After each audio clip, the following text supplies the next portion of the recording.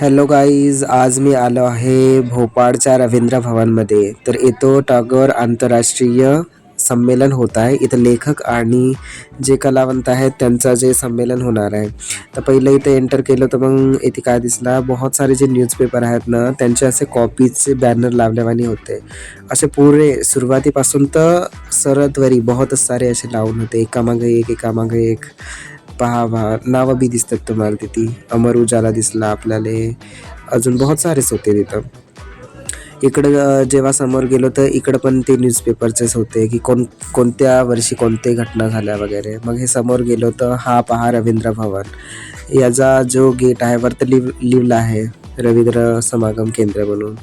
त्याच्या अंदर गेलो तर इथे बहुत जे आपल्या देशातले फेमस लोक आहेत त्यांचे फोटो लावले होते. ती पाहून सांगा बरं कोणाकोणाला तुम्ही ओळखू शकता. पहा इथे लता मंगेशकरजी आहे आणि अजून कोण कोण ओळखू शकता.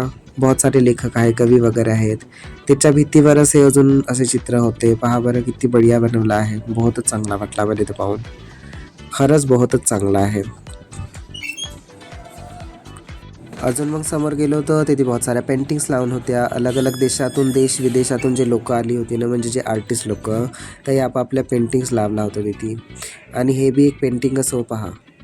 येथे अजून बहुत साऱ्या पेंटिंग्स होत्या, तुम्ही पाहू शकता. येथे अजून वेगवेगळ्या देशातले आहेत, त्यांचे झेंडे बिंडे दाखवले आहेत, पण व्हिडिओमध्ये तेवढा चांगला नाही आला. नंतर मग इकडं समोर गेलं तर भित्ती नावावर बिन चित्र काढून होते. पहा माझं तोंड. तिकडं अजून चित्र काढून होते. आणि हे बी एक पेंटिंग असो चांगली आहे, बहुतच बढिया. पाहिले असा रिअलमध्ये पाहिला ना बहुतच चांगला वाटते. हे बी एक पेंटिंग्स हो. आणि हे भित्तीवर काढलेला होता चित्र. आणि इकडे काय का खुर्च्या बिर्च्या ठेवून होते, आता प्रोग्राम चालू व्हायला. हा पूर्ण मोठा भारी ऑडिटोरियम. आता येथे प्रोग्राम होणार होता, बरं मी जास्तच लवकर गेलो होतो, मला काही पाहायलाच नाही भेटला. येथे अजून धड्यान लावून होते चित्रबित्र, बहुतच चांगले वाटते. पहा ना यार किती बढिया आहात, एक नंबर, बहुतच बढिया. पुढं गेलो तर बहुत सारे स्टॉल्स लागून होते, त्याच्यामध्ये अलग अलग न बहुत साऱ्या वस्तू होत्या. तुम्हाला दाखवतो बा, इथे बांबूच्या बनवलेल्या वस्तू होत्या, इथे कपडे होते. न तो माणूस आहे ना, तो लाईव्ह पेंटिंग करत होता. इकडं अजून ते बहुत सारी वस्तू होत्या, तुम्ही पाहू शकता. इथे बी कपडे होते मणिपूरचे, नागालँडचे वगैरे.